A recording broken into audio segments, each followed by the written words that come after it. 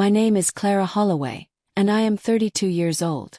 For most of my life, the story my family told about me was a simple one, a quiet tragedy of wasted potential. They said I was the brilliant girl who had chosen books over life, dust over diamonds.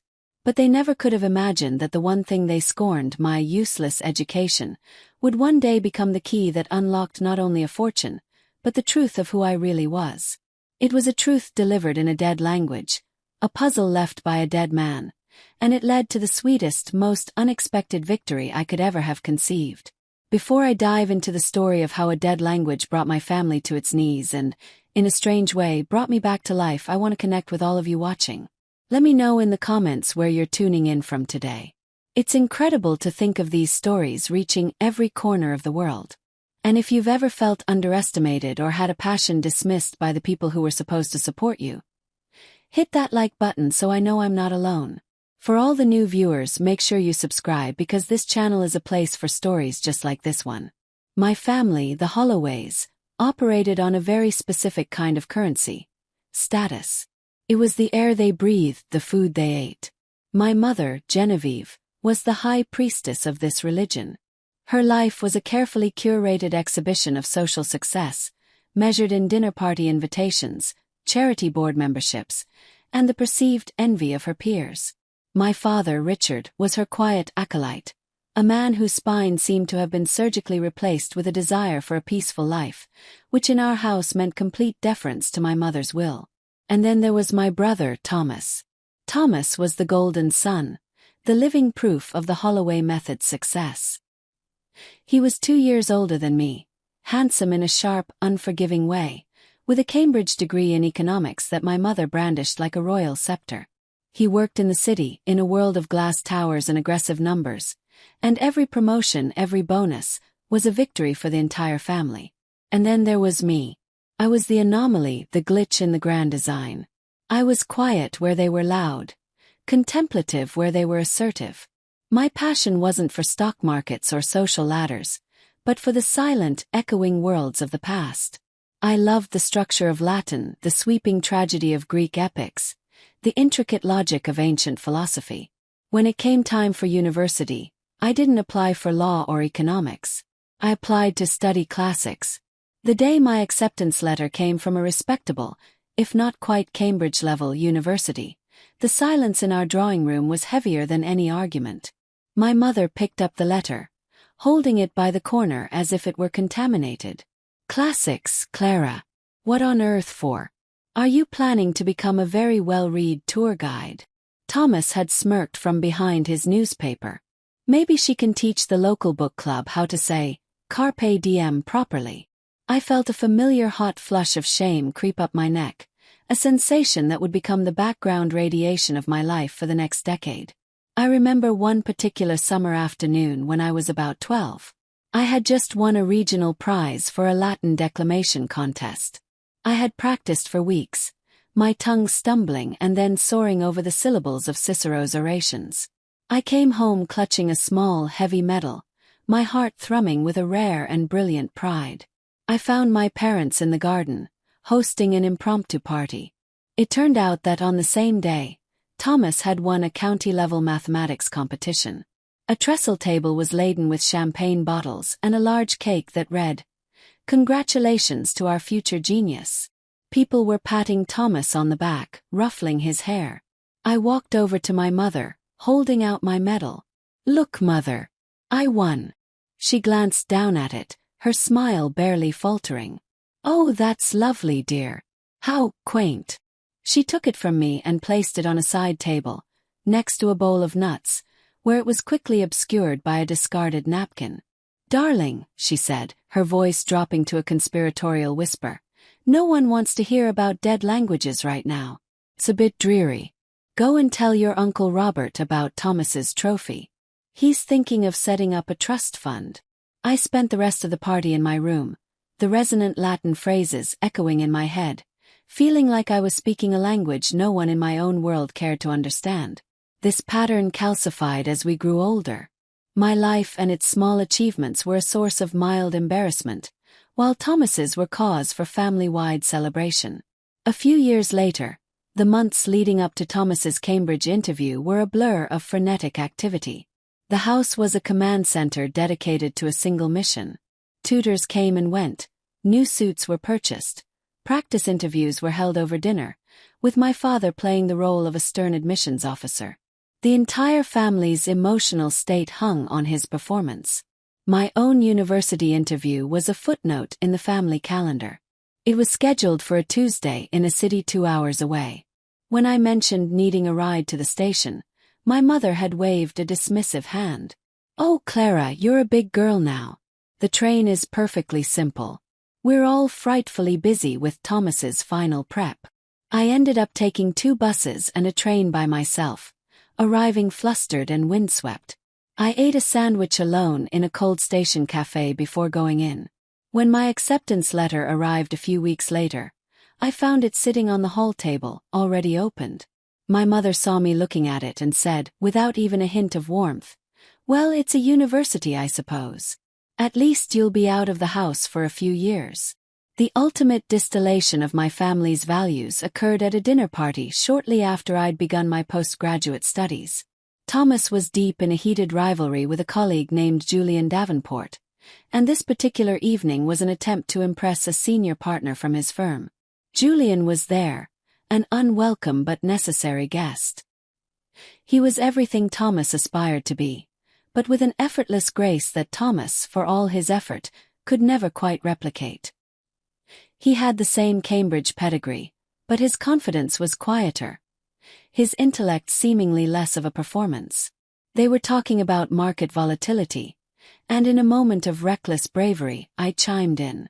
"It's interesting," I said, "how cyclical it is.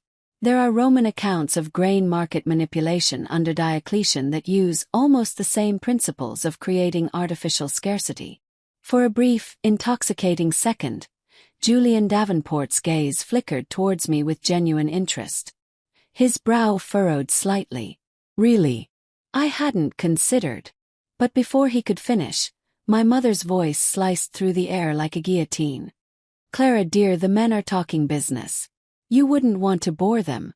Why don't you go and see if Cook has the dessert ready?" The moment was broken. Julian's attention snapped back to Thomas, his brief curiosity erased, replaced by the polite blank mask of a dinner guest. I felt myself shrink, all the air leaving my lungs. I was not a participant in my own family's life. I was staff.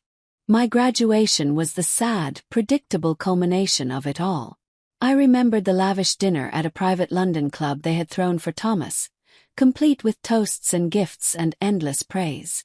For me, they drove up for the ceremony and then took me for a quick lunch at a soulless chain restaurant just off the motorway, eager to get back to the city. My father, in a rare moment of direct engagement, cleared his throat and looked at me across the sticky table. "So what now, Clara? A library? A museum? They don't pay, you know. Your mother and I are concerned." My mother just sighed, stirring her watery coffee. "We just want you to be happy, dear. And it's so hard to be happy when you're unmarriageable. No man wants a wife who knows more about dusty scrolls than she does about running a household." I had a doctorate in classical philology. They made it sound like a terminal illness. The only person in my family who ever saw me, truly saw me, was my mother's brother, my Uncle Alistair. He was the family's official black sheep, a man who had inherited a fortune from his grandfather and then promptly vanished from the social circuit to live in a rambling, book-stuffed manor in the countryside. My mother spoke of him as a tragic figure, a brilliant mind lost to eccentricity. To me, he was a refuge. From the time I was a little girl, he encouraged my curiosity. While my parents gave me dolls and dresses for birthdays, Alistair gave me books. A leather-bound copy of the Odyssey. A beautifully illustrated Virgil. He never once asked what I would do with my education. He only ever asked what I was learning. I remember visiting him one afternoon when I was struggling with my doctoral thesis. I felt like a fraud, a failure, lost in the labyrinth of ancient texts. He took me into his library, the air thick with the scent of old paper and beeswax polish. He pulled a heavy volume from the shelf, a first edition of Cicero's letters. He laid it gently in my hands. "Never let them tell you this is useless, Clara," he said, his eyes kind but fierce. "This is not just history. This is the architecture of the modern mind. Law, rhetoric, politics, it all began here. This knowledge is a key. Most people just go through life seeing nothing but walls. They don't even know there are locks to be opened." Those words became a secret mantra, a shield I held up against the constant barrage of familial disapproval. Then, one Tuesday morning in October, the call came. Uncle Alistair had passed away peacefully in his sleep. The family's grief was a strange and unsettling performance.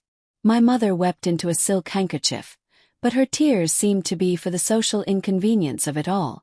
The mourning clothes, the cancelled engagements. Thomas was immediately on the phone. His voice a low, urgent hum as he discussed probate and estate valuations. They were vultures circling, their sorrow a flimsy camouflage for their avarice. I was the only one who felt the loss like a physical blow. The world felt quieter, dimmer. The one person who spoke my language was gone. A week later, we were all gathered in the London office of Alistair's solicitor, a dry, nervous man named Mr. Hemlock, whose office smelled of dust and anxiety. The room was panelled in dark wood, making the mood even more funereal. My mother was dressed in impossibly chic black, Thomas in a bespoke suit. His face a mask of impatient solemnity. I just felt numb, a ghost in the corner of the room. Mr. Hemlock cleared his throat, his hands trembling slightly as he produced not a modern document, but a large rolled-up piece of vellum, tied with a faded purple ribbon. "Mr. Holloway's final will and testament is unconventional," he stammered, unrolling it onto the vast mahogany desk. It was beautiful. The script was a perfect, flowing calligraphy, the ink a rich, dark brown. But as we leaned in to look, a collective gasp went through the room. It was written entirely, from start to finish, in Latin. Dense, complex, legalistic Latin. "What is this?" Thomas demanded, his voice sharp. "What kind of a sick joke is this?" My mother stared at the scroll, her perfectly made-up face contorting in disbelief. "Alistair was always eccentric, but this is cruel. Utterly cruel. What are we supposed to do with this?" Mr. Hemlock swallowed hard. "I'm afraid it gets more complicated," he said, pointing a trembling finger to a central block of text. "My firm has managed a preliminary translation. The standard legal declarations are there, but the main dispositive clause, the section that determines the disposition of the entire estate, it appears to be a riddle." The room erupted. Thomas began pacing, his face flushed with anger. A riddle. He left his entire fortune contingent on a bloody riddle. He was senile. "We'll contest this. We'll have him declared of unsound mind." My mother was already calculating the social fallout. "What will I tell people? That my brother left us a treasure map. We'll be a laughingstock." I just stared at the scroll, at the elegant, familiar script. I wasn't thinking about the money or the social shame. I was thinking of Alistair, of his library, of him telling me that knowledge was a key. For the first time since his death, I felt a flicker of something other than grief. It was a terrifying, exhilarating pulse of understanding. This wasn't a joke. It was a message. And I was the only person in the room who might be able to read it. The days that followed were a masterclass in impotent rage and escalating panic. Thomas, true to his word, hired a team of the most expensive legal and linguistic consultants money could buy. Our family home was invaded by a rotating cast of pompous, gray-suited men who spoke in hushed, important tones and charged by the hour. They set up in the dining room, spreading out facsimiles of the will across the polished table, covering it with magnifying glasses and reference books. The atmosphere was thick with frustration. I would sometimes stand in the doorway, listening. They could translate the words, yes, but they couldn't grasp the meaning. They were like musicians trying to play a symphony by reading each note individually, without any sense of the melody. I sat in on a conference call Thomas held with the lead specialist, a man from a prestigious firm whose condescension was audible even through the speakerphone. "The syntax is Deliberately archaic, Mr. Holloway, the man droned. It follows Ciceronian conventions, not the medieval or ecclesiastical Latin common in older British legal documents. It's filled with classical allusions, legal principles drawn directly from Roman law. And this central riddle. He sighed, a sound that probably cost £500. It is not based on any legal precedent we can find. Seems to be a literary construction. To contest this on the grounds of non-clarity could take years. To break the riddle itself. Frankly, it may be impossible without a key or context which we do not possess. After the call, Thomas threw his phone across the room, where it shattered against a wall. Years. He wants us to wait years while these charlatans bill us into oblivion. My mother wrung her hands. This is a nightmare. A complete and utter nightmare.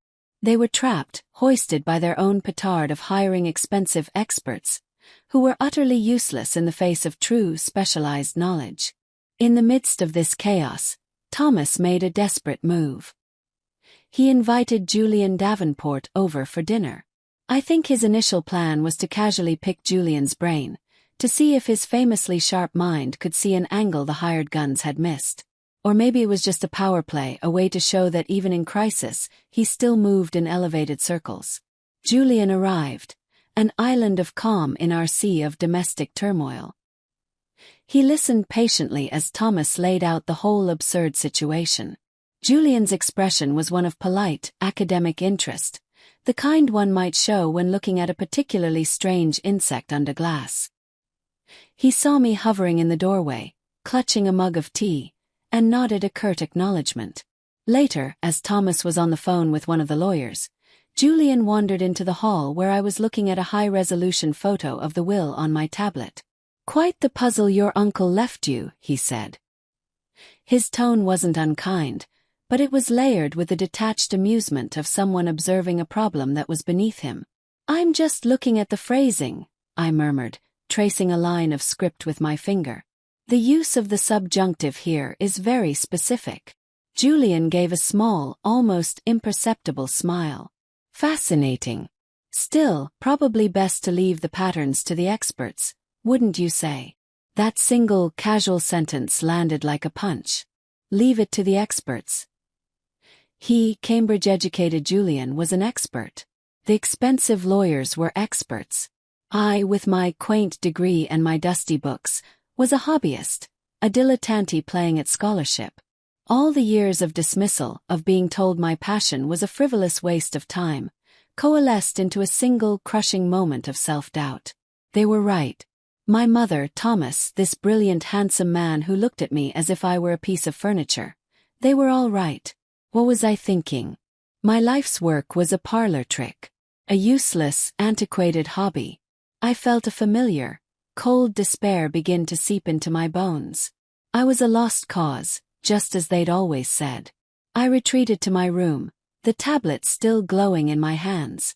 I stared at the Latin, but the words blurred. All I could hear was Julian's dismissive tone, my mother's sigh, my brother's sneer. I was about to close the file to surrender, when a memory surfaced, clear and bright.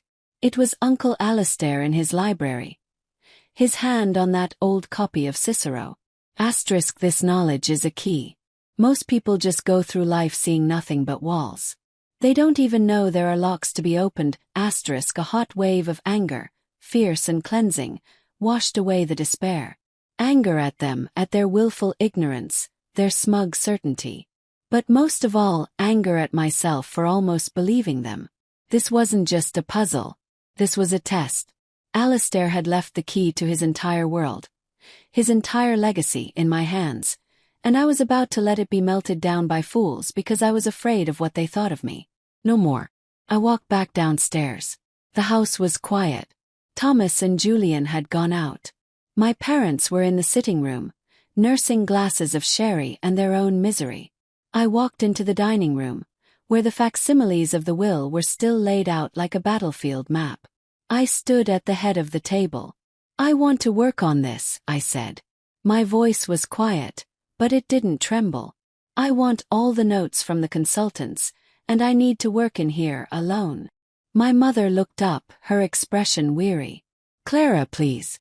Don't be ridiculous. We have the best people in the country looking at this." "And they've found nothing," I countered. "They don't understand it because they don't understand him." Thomas would have laughed. My mother would have dismissed me. But it was my father who spoke. He looked from the papers to my face, and for the first time, I saw something in his eyes other than passive compliance.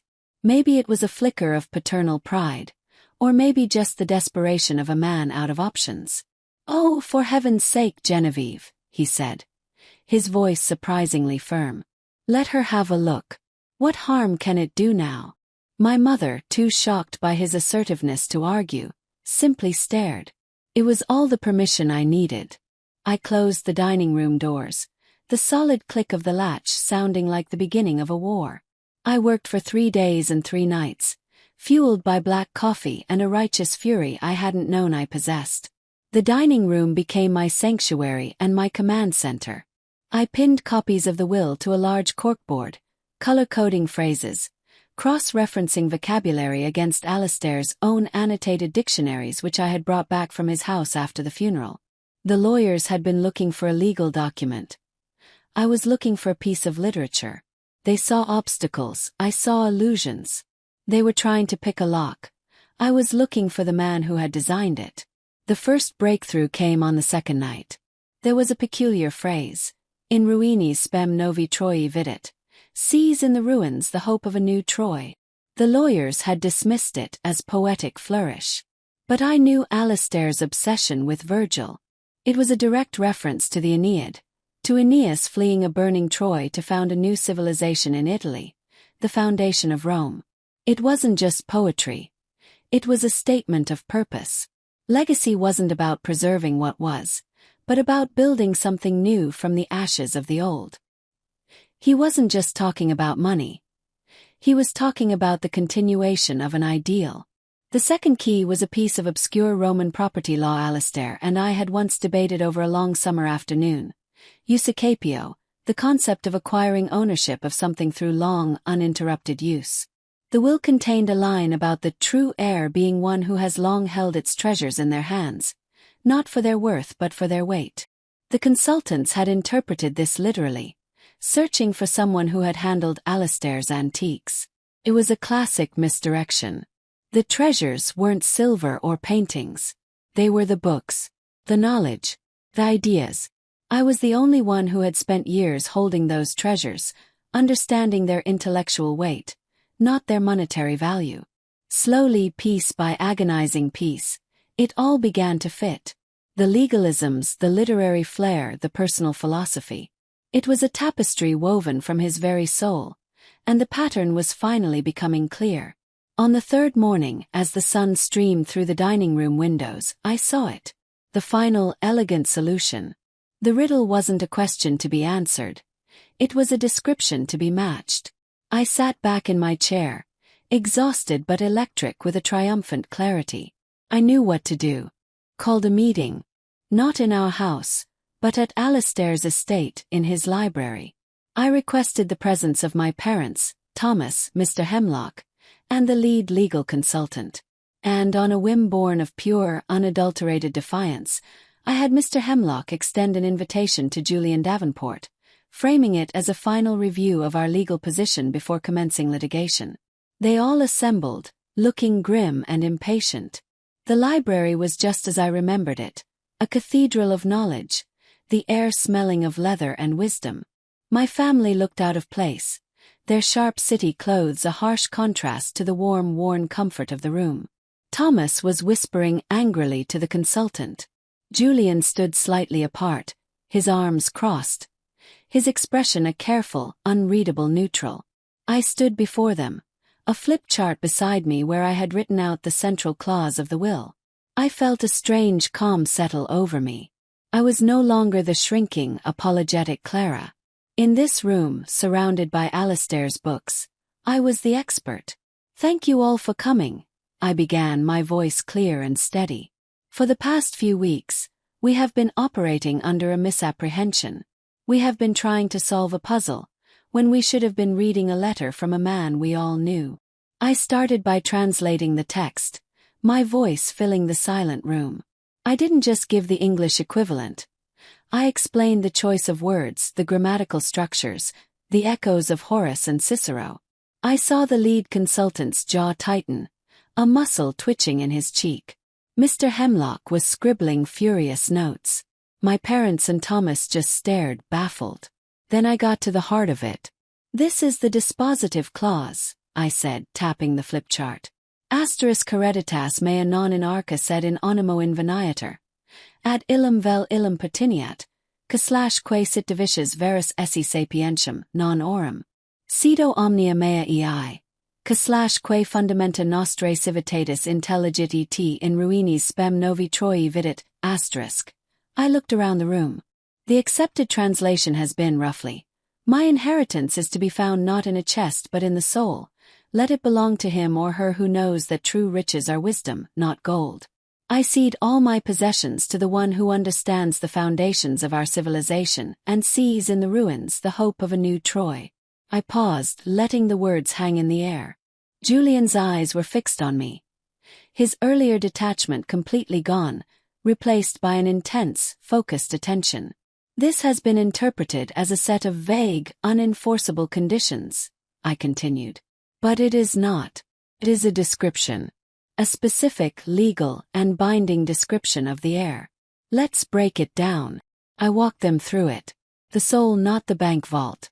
The true riches of wisdom. The foundation of our civilization. Not our markets, not our social standing, but Rome. The classical world. And the final, crucial line. The hope of a new Troy. Building a future from the intellectual legacy of the past. "This isn't a riddle asking, 'Who is it?'" I said, my voice ringing with a conviction that came from deep in my soul. "It is a statement. It is a legal designation of a person who fits these and only these qualifications. A person of his blood who values wisdom over wealth. A person who has dedicated their life to understanding the foundations of which he speaks. A person who he believed could carry that legacy forward." I turned and looked directly at my brother, then my mother. "He wasn't talking about any of you." The silence that followed was absolute, a perfect vacuum. It was broken by Julian, his voice low, almost a whisper. "My God! It's her." Mr. Hemlock looked up from his notes, his face pale with dawning comprehension. "He's right. Legally. It's a perfectly constructed limiting clause. It's ironclad. The entire estate. It passes to you, Clara. All of it." The aftermath was a silent, slow-motion explosion. My mother sank into one of Alistair's leather armchairs, her face the color of chalk. Thomas's face went from disbelief to a dark, mottled red. "No," he hissed, the word coiled with venom. "No, it's a trick. She's twisted the words. She poisoned his mind against us. All those years sneaking in here, filling his head with this academic nonsense." The expensive consultant, looking utterly defeated, could only shake his head. "I'm afraid she's correct, Mr. Holloway. Her interpretation is impeccable. It resolves every ambiguity. No court would overturn this." My mother, recovering slightly, switched tactics with breathtaking speed. Her face softened into a grotesque mask of maternal pride. "Clara, darling," she gushed, rising from the chair. "You brilliant, brilliant girl. I always knew you had it in you. We must celebrate. A proper party to show everyone what our clever Clara has done." The hypocrisy was so potent it was almost dizzying.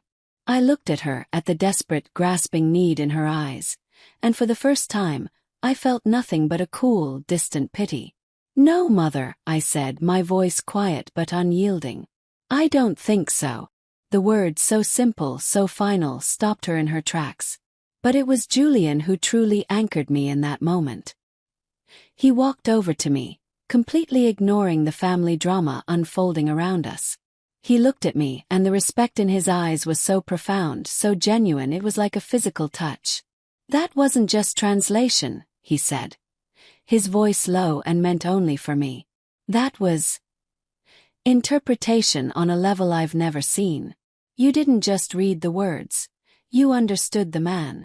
A week later, the new reality had begun to set in, and my family was struggling to adapt. They arrived at my new home, Alistair's home, unannounced, carrying pastries from an expensive bakery as a transparent peace offering. They found me in the library, not celebrating but working. I was drafting a charter for a new scholarship fund. They sat stiffly on the sofa as I served them tea. Thomas, ever the pragmatist, got straight to the point. "Clara," he began, attempting a tone of brotherly counsel, "Mother and I have been talking. This is a lot for you to handle on your own. The portfolio, the properties. I've put together a proposal. If you let my firm manage the assets, I can guarantee a significant return, and it will take all the pressure off you." My mother chimed in.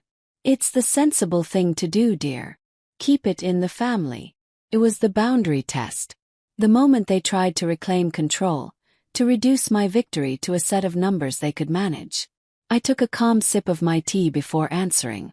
"That's very thoughtful of you both," I said, my voice even. "But I won't be needing your help. I've already retained my own financial advisor, a specialist in philanthropic estates. My first priority is establishing the Alistair Holloway Prize for Classical Studies at my old university." I watched the comprehension dawn on their faces. I wasn't going to be their cash cow. I wasn't going to let them absorb my new life into their old one. The inheritance wasn't just money to me. It was the key Alistair had talked about, and I was going to use it to open doors for others like me. Their shock was palpable, followed by a grudging, resentful silence. The power dynamic had shifted permanently. I was no longer the footnote in their story. I was writing my own. Few days after that, Julian called. He asked if he could see me. I agreed, and he came to the house, not with proposals or agendas, but with a small, carefully wrapped package. It was a book. A rare, first-edition commentary on Virgil's Georgics. "A peace offering," he said, a hint of a self-deprecating smile on his face. "For my ignorance." We sat in the library for hours. He didn't talk about money or markets. He asked about my work. He asked me to explain the nuances of a Latin phrase, to tell him about the historical context of a poem. He listened with an intensity that I had never experienced from anyone but Alistair.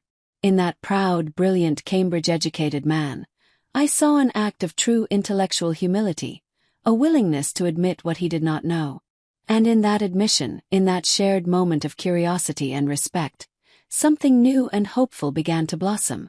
It wasn't the grudging admiration of my family. It was the genuine fascination of an equal. Months have passed since that day in the library. I live in Alistair's house now, not as a caretaker, but as its true heir. The silence is not empty.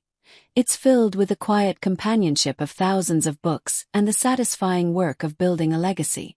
The Alistair Holloway Prize has been awarded to its first recipient, a brilliant young woman from a working-class background who wrote to tell me that without it, she would have had to abandon her studies.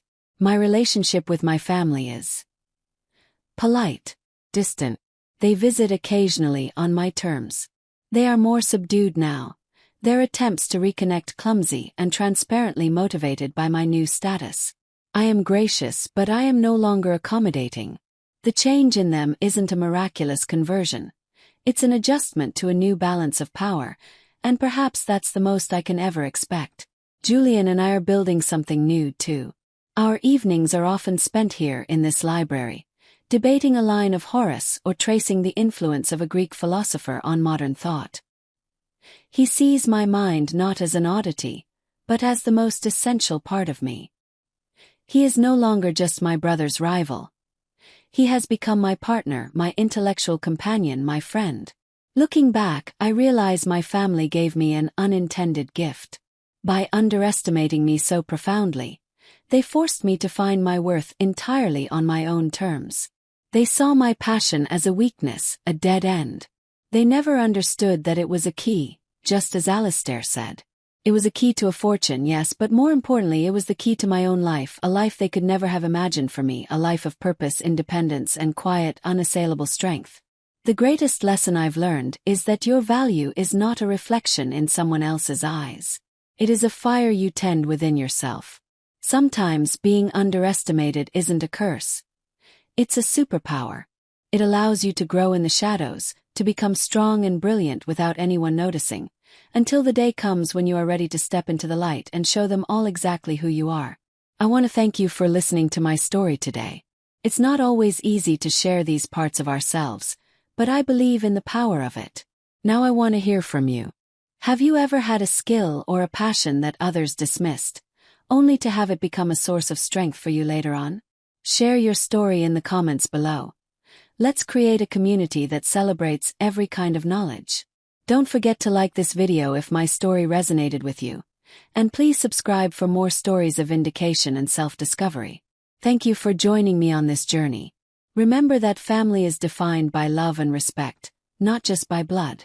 I wish you all the strength to be unapologetically, brilliantly yourselves.